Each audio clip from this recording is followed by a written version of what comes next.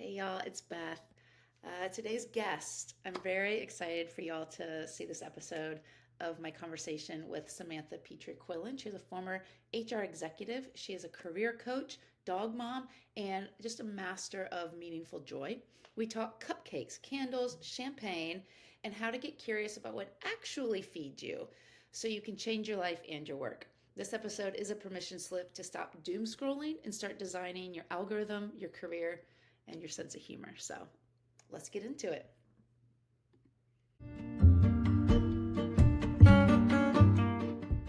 Hey, y'all, how are you? I'm Beth. I'm your host of the Curiosity Café. More on that other times in videos, but I am delighted. Samantha and I have been friends, though we've never met in person yet, during the pandemic. Yeah.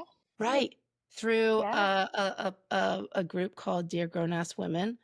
And then we just started talking like weekly, sometimes up to 3 times a week about life, business, funniness, ridiculousness, unseriousness, et cetera, et That's cetera. our favorite line. And she is kind enough to hop on here with me and chat. Personally, I think every single one of our conversations is fire.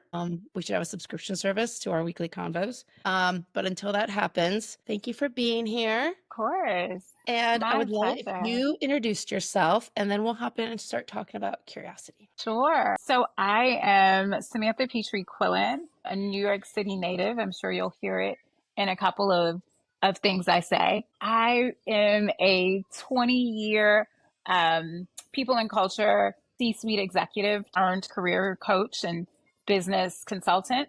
And I help companies align their people operations strategies with their growth goals. And I also help individuals to gain career clarity, um, claim their seats at the leadership table, and make impact in the spaces that they occupy.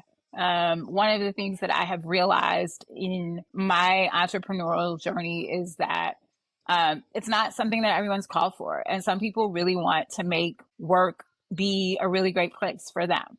And I help them to figure out how to do that. And I help businesses to create environments where they really feel, well, people, actual people, feel appreciated and properly taken care of while they do and innovate on whatever the next great big idea is. I absolutely love that. I live here in New York City with my husband and our 7-year-old Shih Tzu named Shakespeare. He runs the house, so he may decide to come and join our conversation today. Can't promise if he will or he won't. That's always the excitement. Will Yes. Shakespeare make an appearance, or will Will he he not? make an appearance? Will he not? What mood is he in today? You know what? Isn't that the question we all ask ourselves throughout the day? What mood? How am I showing up? How am I Shakespearean showing is. up? Yeah. He's I have usually to, showing up as a spoiled boy, but yeah, he's great. you know what? I want to come back. If that's a Yeah. thing, I want to come back as a well-loved dog. Yeah. Yeah. There's a great Instagram audio that somebody put out maybe about a year ago, maybe more.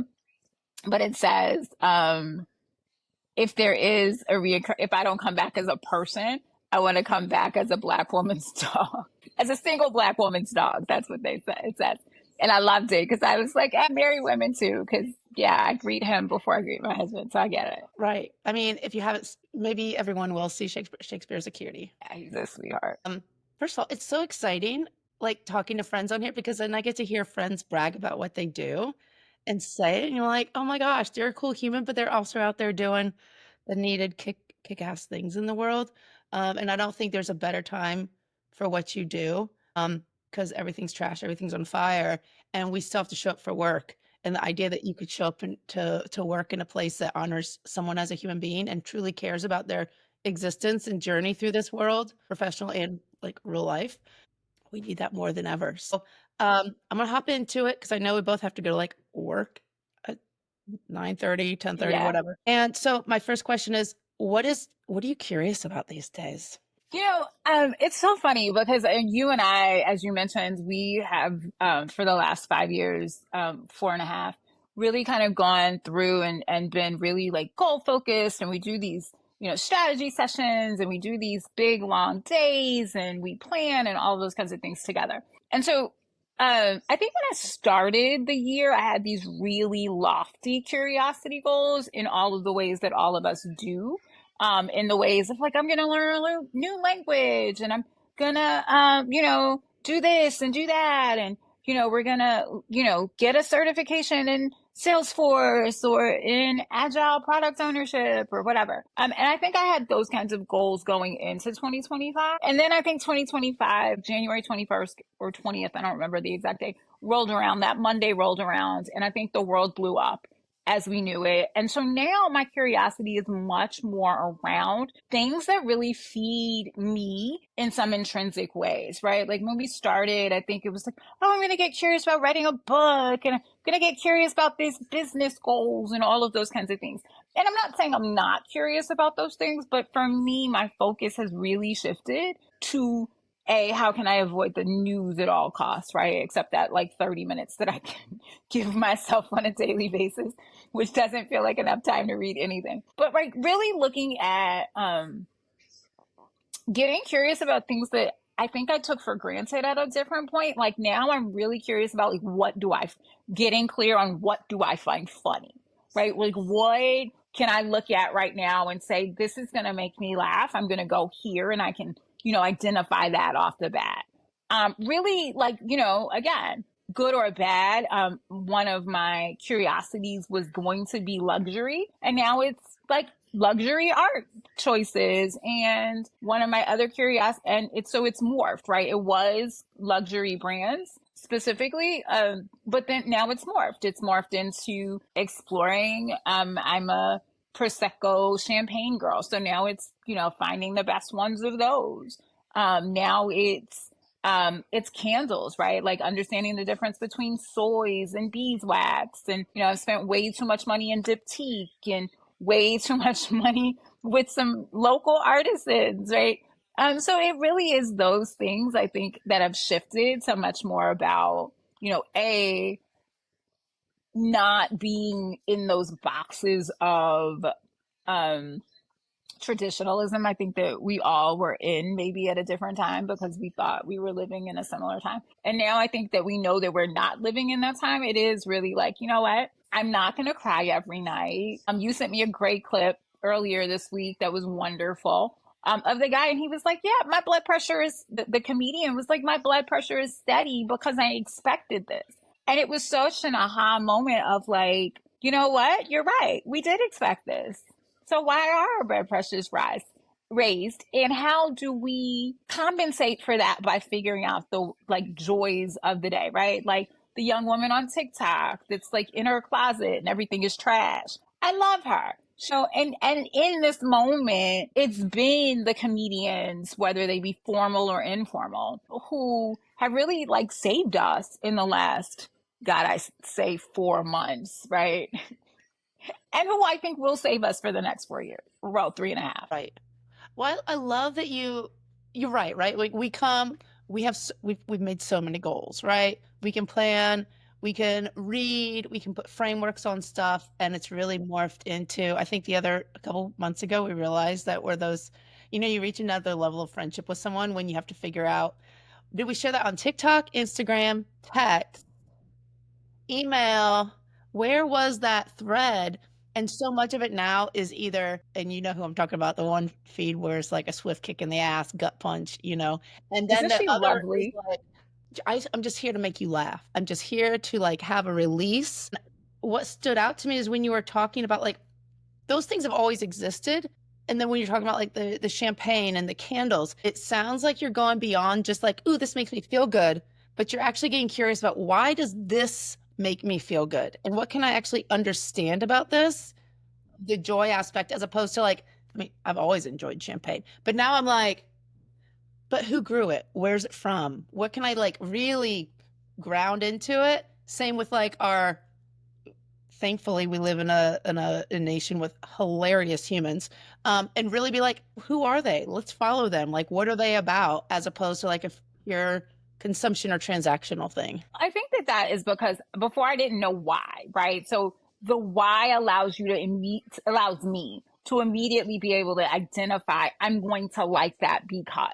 Right. So not just, oh, I stumbled on this thing that I like, right? Like I didn't know why I liked a specific champagne brand. I just did. So I would, if I went into a store, I would have to say something like a Vive Clique or whatever. But now I know exactly what I'm looking for. So I can go into a store and say, I want a selection that has these things and these characteristics and that this is true of and versus that is true of. Same thing for comedy, right? Like I was consuming these, whatever your friends sent you in your DMs or was a chuckle in their stories. But now I can identify, oh, I want a comedian who is ABC and saying XYZ who does these things. I know I'm going to like them. So now what you get is this curated, you can curate your collection, you can curate your feed, you can curate your algorithm to give you more of what's going to feed you as opposed to like just wading through a bunch a bunch of misses that don't really, you're like right, Mhm. like I can send you exactly what I know you will like versus I have another friend, I have two other friends like that. I have another, my friend Cherie, that is in North Carolina. And she and I share very different funny stuff because we have both figured out what we need in that moment, and what makes us laugh. And so you can sort of curate that and make that share speaking directly to them because they have figured out what makes them laugh. That So I'm like not sending you dog videos. Like I could, and I don't think that you wouldn't laugh at one or two of them, right? But our feed, like my best friend Cherie and I, like our feed is full of like weird, quirky dog stuff that like as a dog mom you get that you might chuckle, but it's not gonna hit your funny bone the same way, right? Because I send you other stuff that I wouldn't send to her that I know you're in your apartment cackling about. loudly.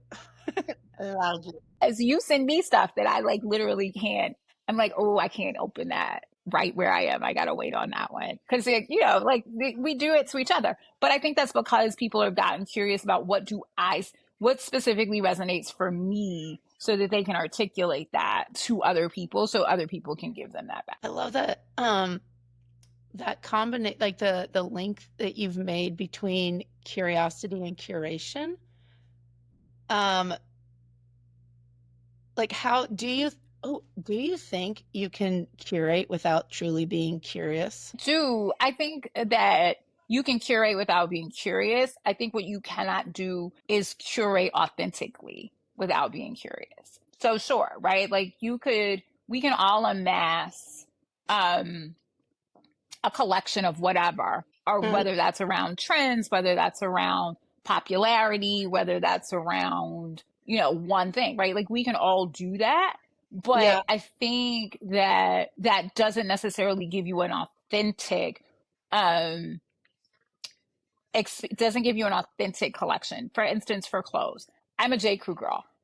Everybody who knows me is like, 80% of her wardrobe is out of there. If you buy her something out of there, you're probably going to hit something she already owns, but she'll like anyway because she'll find some obscure reason that black shirt is a little bit different than the other 12 she owns. However, when you get curious about what it is that you like about J. Crew, you can then be open enough to explore other designers, lesser name designers, you can explore certain collections. You can know immediately if something is going to speak to you because you understand the aesthetic that you're looking for. You understand, and you can go expensive, right? And you can explore and understand who are the expensive designers that have a similar kind of, you can understand the tiers, you can understand the nuances Yeah. differently as opposed to just being like, oh, I like, I like J. Crew, and so you just sort of like replicate J. Crew, right? Or you just keep buying things. You like an artist, and so you have whole collections from that artist. But does that mean that you love every like? I love Basquiat. However, I don't love every Basquiat, right? So I've got to know when I'm trying to ask, when I allow other people into my spaces and they're like, oh, will she like this? I've got to know what I like so that they can Ooh. actually recommend the right things or point me in the right directions, or so that I don't waste my time on stuff that I know I'm not going to like. And I Right. think that can only happen if you're curious. Otherwise, you've just got a bunch of stuff from places a collection of stuff you Right. like enough. But I think that authentic, actual, I love every piece in here, that Uh-huh. comes from you getting curious. Ooh, which then, of course, would mean that you have to have the time and the energy and the consciousness to, like, do that work, right? Like, that's not just you gotta sit in it and figure out what it is that does resonate deeply for you, not because you're told you should like this, or not because someone else suggested it, or not because everyone else is doing it. Um, but it's real so I'm curious, when you're as you've been especially floating through this year, right? We all started off thinking, "How are we gonna tackle 2025?" Like, I started this curiosity thing because I was like, "I need some sort of anchor because this is gonna be something." And it's morphed, as you know, and you've talked about how your curiosity this year has morphed already. What tensions do you still feel in that? Like, we're almost in June, I think. Like, Yeah. at this point, what tensions are you still choosing to get curious with as opposed to drowning them out? Still, I think I'm really still trying. Key tension is being selective about about consumption. And I think that I have all sorts of, so I was an international relations major in as an undergrad at Agnes Scott. Shout out to the Black Ring Mafia. But yeah, so I think I've always been a fair amount of political, in the sense of, like, I have trans friends, I have LGBTQ friends, I have of course Asian, and my friendship circle looks like the United Colors of Benetton. I know that's an old reference, but maybe somebody will get it. Yeah, like We're the same age. my my Spotify end of year list is crazy, right? Because it has Jay-Z, Empire State of Mind, which I probably listen to once or twice a week. And it also has like the Chicks. And it also has like an Alanis Morissette song, and it has some Counting Crows, and it also has like a DMX song, right? And a Young Jeezy, and all sorts of stuff. And like it's got a Pavarotti, it's got some Pavarotti in there too. So when you're that eclectic, because you do really support and love and care about like humans and other people and a diverse set of people, it's hard to be like, I can tune out, right? And so I think what the tension has been is how I can feed my curiosity, and it's okay to tune out that the other pieces, right? So I don't have to, with the dumpster fire on a hot trash sunny day that is this administration. uh, it's that I can tune out to explore my curiosity. I think that's the main tension, right? And that there is no real, like, what do women of a certain age, of a certain climate, of a certain type, like, there is no tension, right? If your curiosity at this point, and the thing that's like making you feel better from your dumpster fire is metal rock bands, and you want to go learn to strum the guitar or play the harp or whatever it is that you want to do, like, you can't really judge that anymore. And I think the tension is really from the childlike curiosity and atmosphere that you kind of have to adopt in this moment. And it feels juvenile, right? Like it feels like you're a kid again. And I think traditionalism would tell us that we were supposed to have like outgrown that. And I think many people put that to the side, and so that muscle is in atrophy, right? And not just curiosity, but even dreaming. So I think there are all these things that I think we're going back to that are just that remind us of childhood, remind us of youth, remind us of a younger day, that many people would say we're not supposed to explore, right? Like you were Right. supposed to learn how to crochet at like either 17 in art class, or at like 85, right? But you're not supposed to be like looking and being like, oh, I think I want to learn to knit. right, at 47. And now I think, people are like, hey, I want to learn to knit. I want to be okay with being a novice at something, being new at something. And that's a really hard tension at this stage of the game. Yeah, absolutely. I think um there is yeah, the idea that to cast away like the familiar, it might still be uncomfortable, but the familiar of what you're supposed to be doing and giving yourself the freedom to be curious and actually pursue that is quite a rebellious act, it feels. Um, Yeah. and definitely like a reclaiming, like we have so little control of so much, it feels like. Going on in the United States, whatnot, is that at least I can make this painting. It may suck, but I can do that. And I can be curious about it, and I can put that forward, or I can learn about this brand, and I can really understand its history and what it's made of, and how it makes me feel, and make a conscious choice to engage with that, as opposed to this reactionary headline scrolling that I think is super easy to do. And I'm and I Well, I also think it's this permission to just show up, right? To show up yeah in whatever ways you want to show up. yeah I love, and I can't think of, I mean, and we're gonna have to put all of these like profile, we're gonna have to list them all. But the lovely woman and her husband from Ohio, I want to say they're in Ohio or maybe Michigan. They do the big paper flowers. Okay, his name is Dave. I don't remember what her name is, but we'll put them in the link. yeah But they like I love them because like they're leaning into their social activism in these real ways that are just authentic and genuine and speak to how they want to show up, right? And I think that there are these ways in which we've been told we could show up at 20 something, at 30 something, at 40 something, at 50 and 60 something, right? right And now you're seeing this 70, 80, 90-year-old man or woman who's showing up in these ways that theoretically they're too old to show up for, right? right I think that that is all about, really just having conversations and showing up to the things you feel intrinsically tied to. And so I think that until you get curious about what you believe, what you feel, what you understand, what yeah you know, what you want to know, what you want to believe, um, it's hard to show up. And I think we are in a space that is sort of creating the dominoes for the curiosity of we're in a space, I think, of show up and show up in ways that really feel good to you because you're going to have to show up, like you talk about at work, right? Like, I'm sure there are thousands and thousands of people, millions of people who are like, hey, I don't want to be here, but I like to eat. I like a roof over my head, right?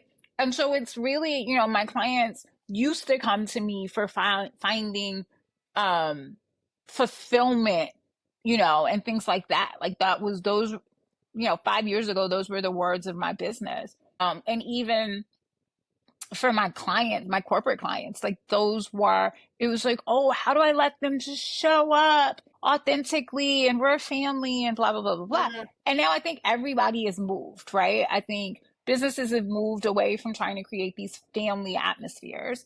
And I think employees have moved away from this idea of fulfillment. And it's like, how do I just not feel like the whole life force of me and energy of me has gotten sucked out, right? How do I not Oh, walk in and feel drained and depleted and empty? How do I have enough time to make these meaningful impacts in the spaces that I do feel fulfilled while still being able to eat and feed my kids? And so when you move to those kinds of realities, um, I think everybody is now curious about, okay, well, what will not make me feel like I literally want to just right. melt into my couch every night at the end or rot Saturday and Sunday because I'm so emotionally and physically and mentally drained from my Monday through Friday. And again, I think, and I don't love this terminology of like 5 to 9. Like I hate that language because I do, right? And I think the idea of us telling people that they're supposed to, spend their evenings working on passion projects and spend their days working for their employer, I think there's something a little iffy and wonky about that. And I think that your professional roles can influence whatever your passion projects are in some very interesting ways.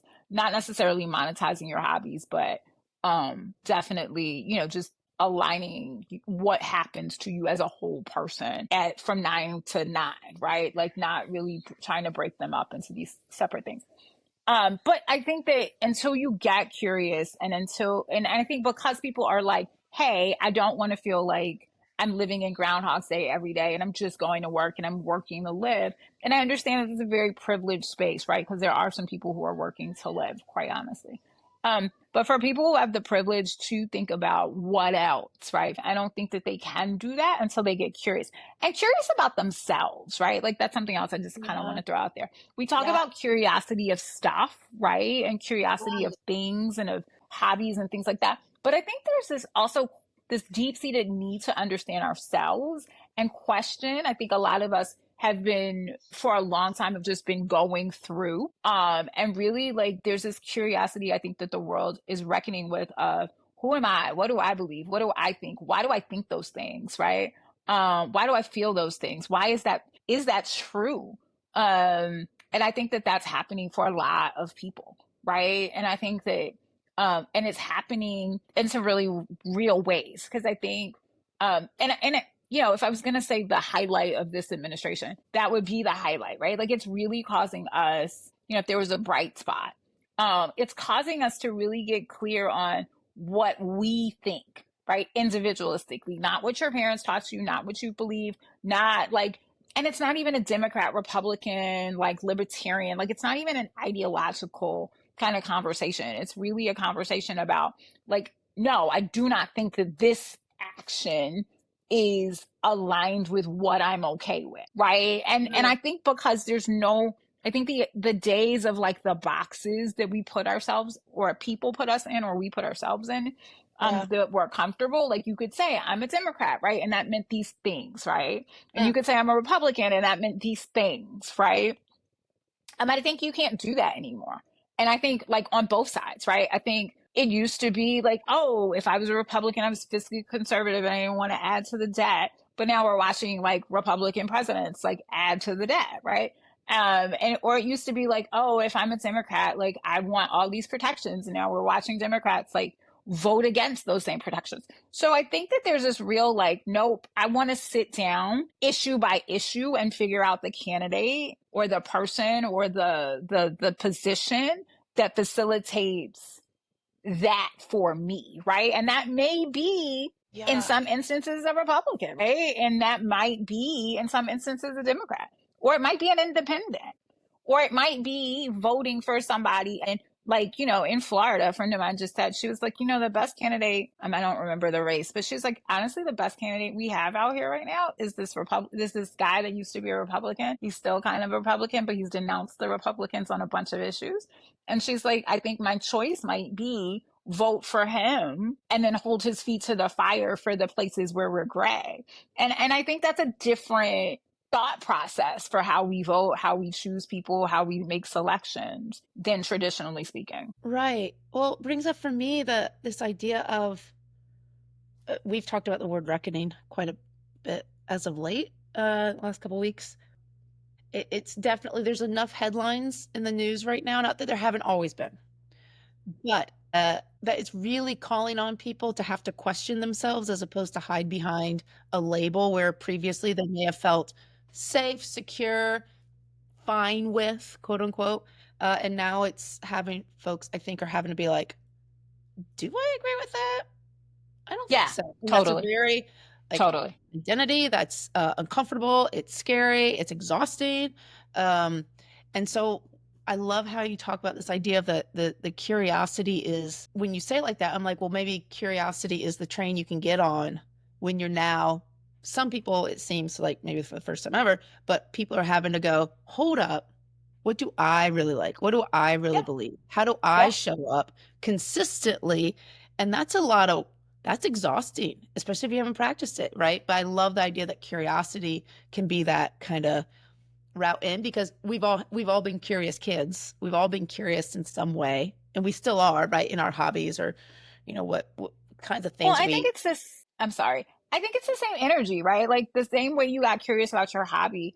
I think that now we're realizing we have to get curious about the things that we believed, because a lot of us believed things, quite honestly, we were just handed, right? We believe things that we got, right? Or we believe things, or we reject, or we didn't even necessarily believe as much as we rejected a lot of things, right? When we were younger, right? So in your 20s, you kind of rejected maybe what your parents were teaching you, because you knew, um, a specific person from a specific demographic or identity or class of people, race of people, group of people. And I think that now it is really like, wait, no, because I think we've moved from groups of people and buckets of people and issues, right? And we moved into like, no, I just need to be a human, right? Like it went like, as much as I say this, and I said this, I've always said this, and you know this about me.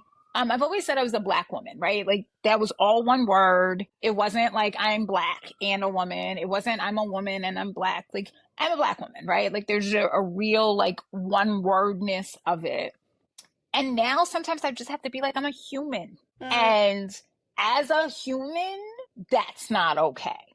And I think something else that we've often talked about, this administration, this moment in history, is forcing people to do something that I think we had the privilege of never doing in the past, which is what makes it exhausting, which is holding two things true simultaneously, right? Like, so again, and maybe even three or four things true simultaneously, right? So I think it's one thing when you're just throwing a ball against a wall and you're just catching it and throwing it and then like catching, it's later like just throw it against the wall, it comes back, you catch it, you throw it against the wall. Right? That's one thing. But like juggling two balls is one thing. And now juggling 7 or 8 different balls, like that's a different thing. And I think that's where the exhaustion is in, right? The exhaustion is in because we used to throw a ball against a wall and it used to just come back to us, right? And we were very singular. Right? Like your politics, you voted down the line, right? Your job, you did it, you come home, you climbed the ladder, right? You went executive, you went assistant to analyst to associate to like you knew the steps, right?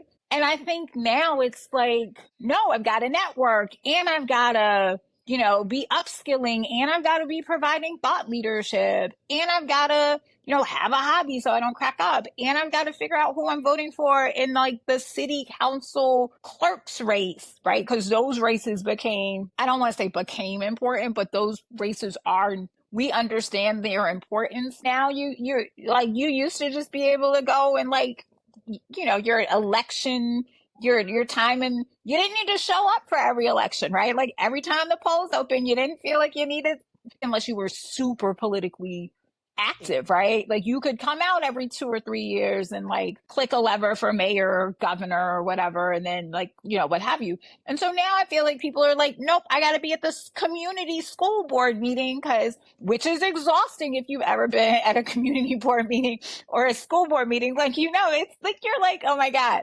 So I think that that's where the exhaustion has come from, is because I think we yeah. also, again, in our curiosity have learned that we Mhm. have to be present for a lot of things that I think when we weren't curious, we were just allowing people to tell us what we needed to come out for. And so now that we've gotten curious and now that we've decided to understand differently, right? Like I think we now realize we've got to come out for those community school board meetings, that community board meeting. We've got to come out for those elections. And I think that curiosity of like, what do I believe? What do I think? What do I want to see happen?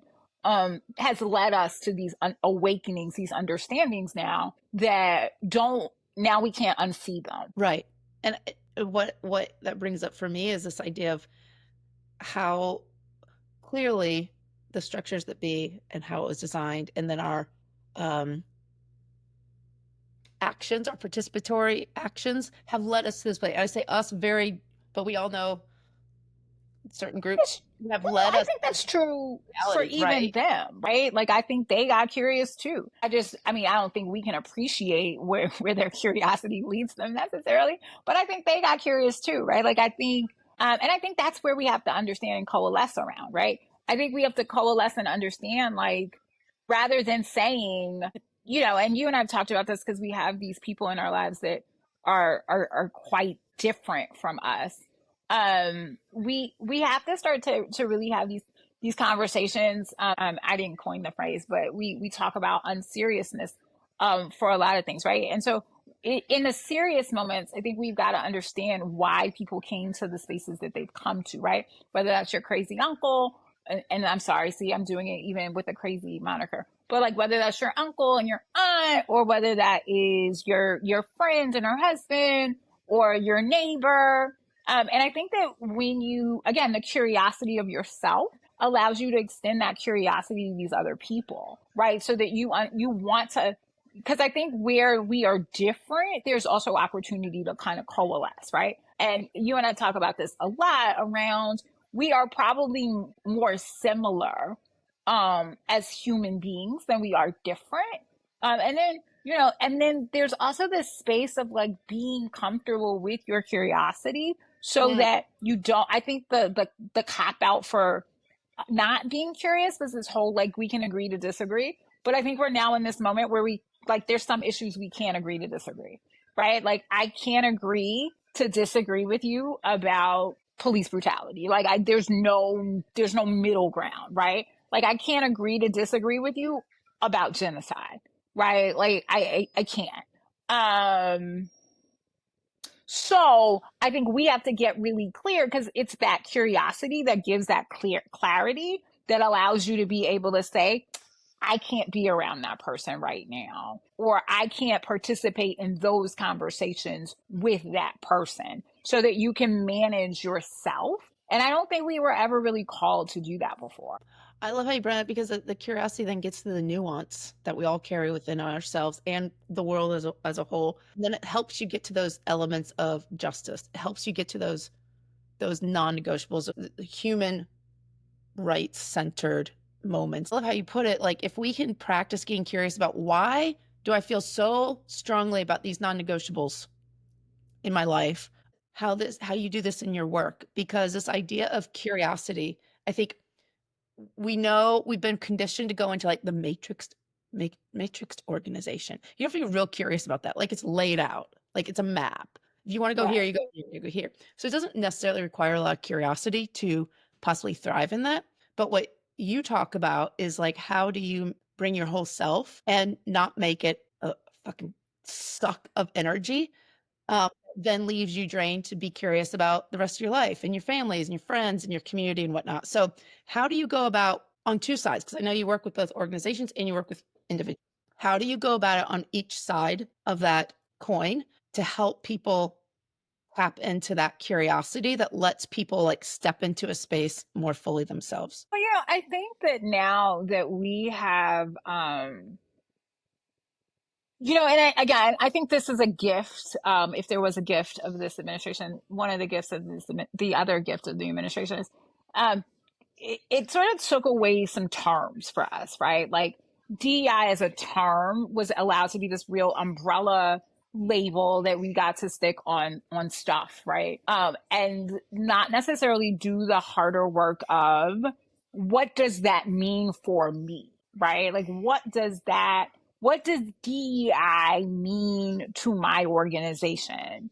Um, and likewise, right? Like we got to, as employees, people got to say, like, I'm looking for companies with strong, DEI or whatever, right? And so, but that wasn't, we didn't necessarily have to define that, right? So that didn't have to be, I need to see these initiatives. I need to see these things. I need to see these truths, these foundational pieces, How would right? you know it's true? Like this Right. happened, right? Right. And it couldn't just be, oh, we have a strong DEI initiatives, or we have like, it wasn't just allowed to be this like universal umbrella term. So, Uh-huh. for me, it's like, whatever you're going to call it, whether you call it DEI, diversity, whether you call it playground fun times, right? Whether you call it romper room, nobody wants to come to work and not feel appreciated, valued, and recognized, right? Like people just don't want to work that. Whatever their whatevers, right? They are, right? Mhm. However they identify. Male, female, trans, black, white, Greek, um, abled, disabled, they just don't want to do it, right? Nobody wants to go into a place that they feel gross and icky about, right? And Right. so companies now have to create that without the label. They Mm, actually have to go in and say, what does that look like for for my organization? So when I go in, I get to ask those questions.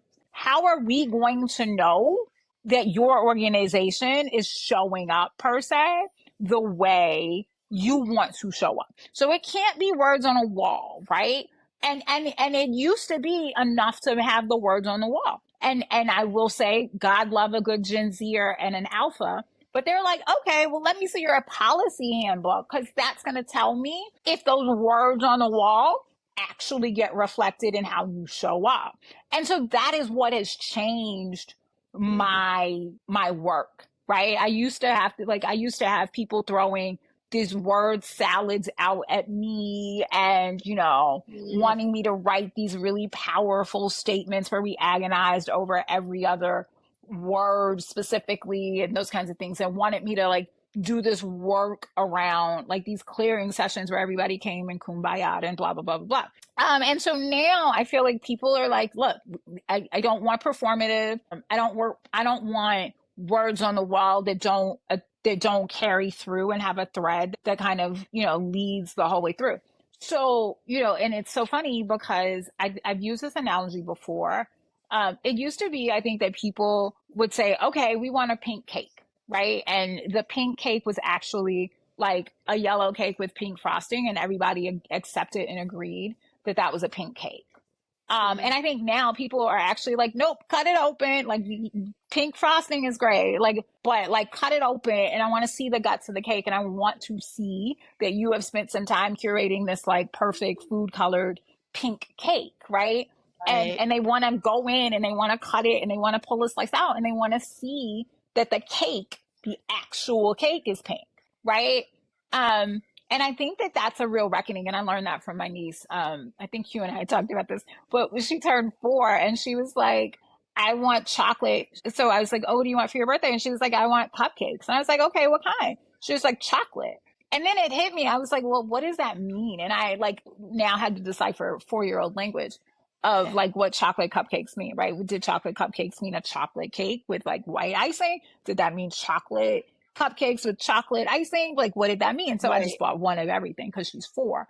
And so I like my brother was like, why did you bring in like I had like 17, I have like 18, a dozen and a half cupcakes. And my brother's like, why do you have a dozen and a half cupcakes? And I was like, well, because I didn't really know what chocolate cupcakes meant. So I had to, give everything. And so, but I realized that that's the same thing we were doing with our organizations, right? Like we didn't know what like we people hadn't defined what these things meant. Like they just kept using these words. And so what we had were these real performative exhibitions of like trying to be all of the things to all of the people. And now the work is really like, no, you know what? This is what it means to me. And I'm going to go look for organizations that have those things. Likewise, for people, they had to get clear about what that looked like, right? For them, right? Because there are some people who are like, oh, that means that your leadership team is blah blah Mm, blah, right? Or these are the breakdowns and proportions of your leadership team. But then I think other people are like, I don't really care about that, right? Like you having 4 folks on your leadership team, I really want to know what I want to look at your succession planning.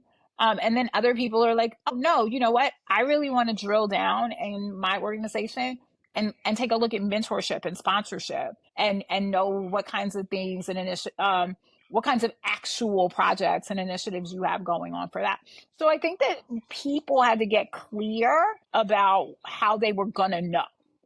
totally. Um, and I think that forced organizations to get clear about what they had to offer so that they could say, this is here so that people would know. And that's really different. And I also think we moved away from trying to, I think we, and you and I talk about this when we were both running our businesses, this idea of like the one-stop shopping, right? I think everybody, I know when I started, I was looking for the platform that did it all, right? So I wanted it to do my accounting, my email marketing, my CRM. Like I wanted the place where it Right. was one stop shop.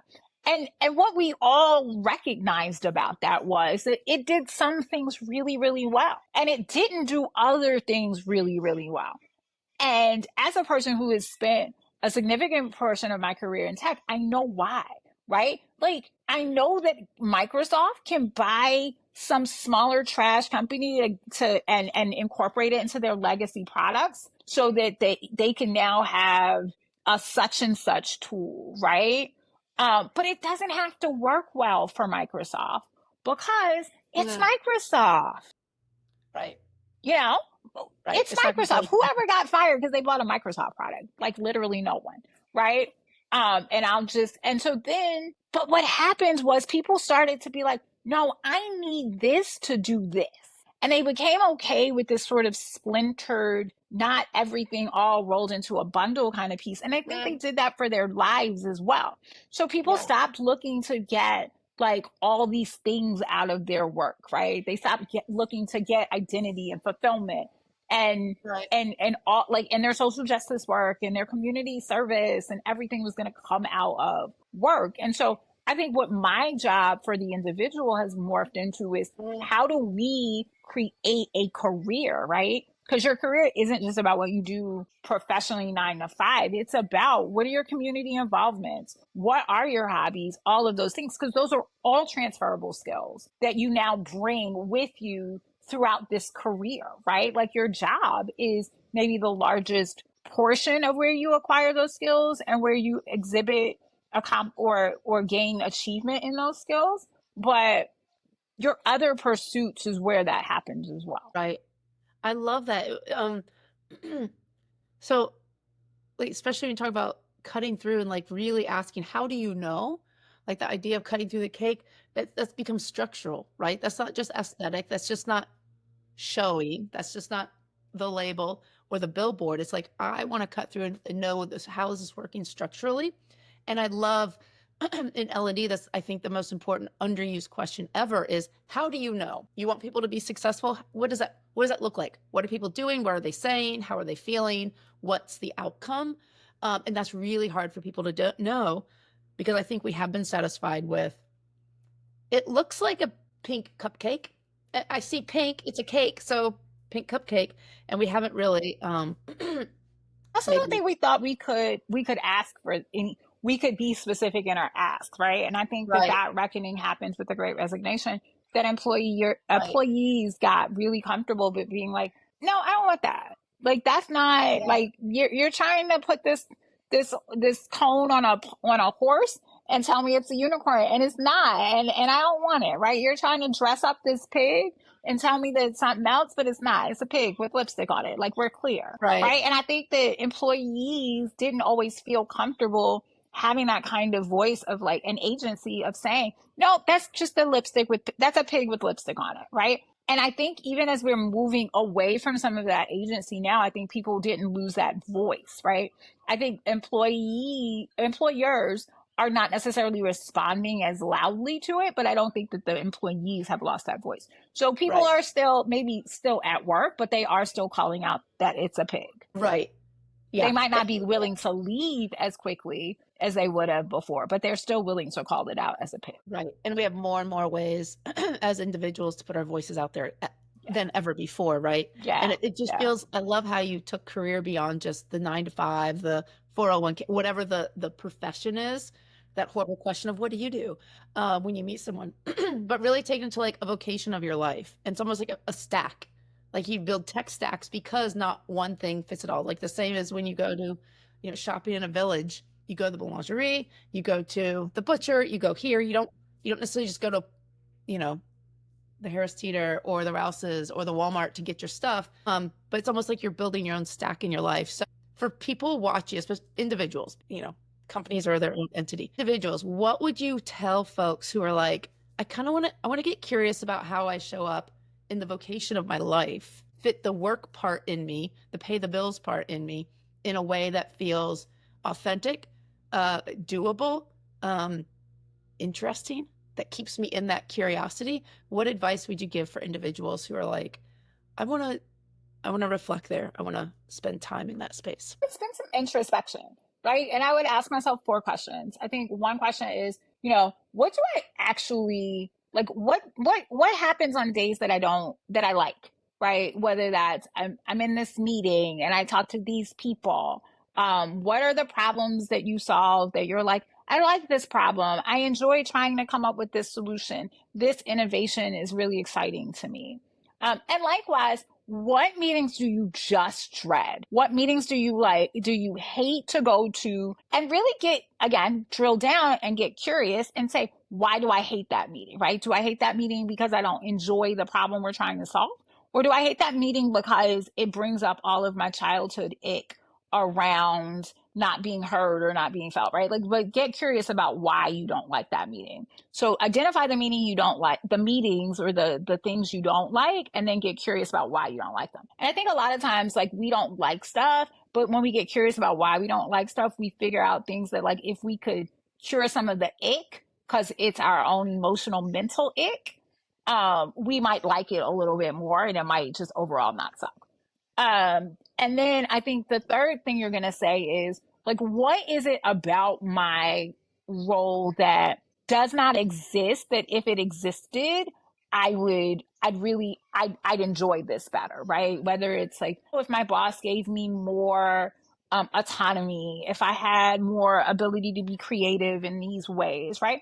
And then, and again, get curious and say, okay, well, what ways can I do that without my boss, right? What ways could I do that without my company, right? And then get to what are the ways and the things that I actually have to bring to my boss. And the last thing is, what is something that is existing that I'm just like, I hate this. Like, I fundamentally hate this, right? And it could Right. be something you can, and then once you get like, this is one thing that I'm like, I never want this as part of my reality again. And then see how you can, and then again, drill down and get curious. How can I remove this right now? Right. So like, if you're like, oh my God, I hate the thing I hate about this current space that I'm in, is my commute. Okay, how can we draw that circle in? Is it more of a hybrid world where you work from home more often? Is it a world where you just start looking for places that are closer? And maybe you'll understand that means you'll have to pick a smaller organization, or maybe that means that you'll have to change industries, right? And you can then, once you're like, well, everything within a 30-mile radius of my home is energy, right? Then you can get curious about, well, what kinds of roles are in energy? What kinds of roles could I have transferable skills in that are in the energy sector? Like, all of the things, right? How could I upskill to fit into the energy sector if the thing that you hate is the commute? Right, And I right. think when we start to try to solve for more of, less of, when we try to start to solve for those problems that come up for us in our curiosity, um, we start to move away from, because I think that it's an easy label. I hate my job. I need more money, right? Like, those are easy labels that just get all encompassing for us. But you start to figure out, okay, fine, you don't like your job. What's the small thing that you can do today that moves you to liking your job, or that moves you more into the happiness of that, right? And you keep doing it. I think what happens is you start to invite more of, you start to see differently, right? And Yep. your aperture starts to get a little bit tighter and more focused and better and better. And so I think what we do though is we settle in on, I hate my life, I hate my job, I hate whatever, as opposed to, what I really want is to find more ways that I get to, interact with people. And so maybe that's just like a Saturday of volunteering, once a month, twice a month, every week, whatever you want, right? Right. Like, maybe that's a garden, right? And maybe your garden is literally a windowsill right now Mm. because you live in a New York City apartment and don't have outdoor space, right? It's very real. But is the more you like grow your 2 tomato plants, right, on your balcony, Yeah. you're gonna find new opportunities. And what you're also gonna get in is, you're gonna spend more time in these places you're curious about. And the more time you spend in these places you're curious about, the more you're gonna learn about stuff like a community garden. You're gonna find out that, like, there's a person that like rents out like patches of land in their backyard to the community and lets them grow stuff, right? You're going to Uh-huh. find the old lady who can't get down on her knees anymore for a garden that lives 3 doors down, but would love for you that you can go help weed or help tend to her garden or whatever, right? And I think that that's the other problem is that, curiosity gives you these out of the box opportunities and allows you to look and see the out of the box opportunities, Yeah. as opposed to, I think, when you're not curious, you're like, oh, I can only do this in this box and these like constructions. And I think that curiosity gets you unconstructed quite often. I love how you put that. It's the navigation tool, right? That really can help you move. Yeah. So to everyone out there who watches in the near or far future, if you need someone to help you articulate and get into that nuance of your curiosity and start curating this life that truly feels like you, that incorporates your job, because I think that's a huge part. Where can people find you, Samantha? And of course, we'll have links all over the place. www.creatingmissjones.com. And yeah, I'm on LinkedIn as well, and we'll have links. And it's at Creating Miss Jones on Instagram as well. Not that I'm posting with any amount of consistency or regularity, but that's where you can find every once in a blue moon pearls. And I'm going to get better at that, I promise. But I know you check Instagram all the time. We're both I on do. there, Yeah, sharing each other. Oh, first, thank you. I of am course. over the moon. If I could start my morning with you every morning, that would Oh, be thank you. glorious. So thank you. My pleasure. A lot of things popped up for me as you were speaking. And maybe we could get together and you could lead like a workshop on helping people get into these because um, That would be my great. notebook, I was just like, for my own self, I was like, these are the conversations that people want to have, and you're so good at leading folks through it. So Thank you. I'd love to. I'd love to do that for folks. And I'd love to come back and chat with you again about some more curiosity stuff and more always, fun stuff. always, Okay. Thank you. Thank we you. will Thank get you. on that, dear friend. Thank you so much. Of I so course. Have a great day. thanks, you too. Have a marvelous week. Hey y'all, that was Samantha, a deeply observant, wildly grounded, and clear as hell human being. I hope you enjoyed the episode. From cupcakes to career clarity, she reminds us that authentic curation starts with curiosity. If your job, your life, or your scroll feels off, maybe it's time to cut the cake and see what's inside. More episodes soon. Until then, stay curious.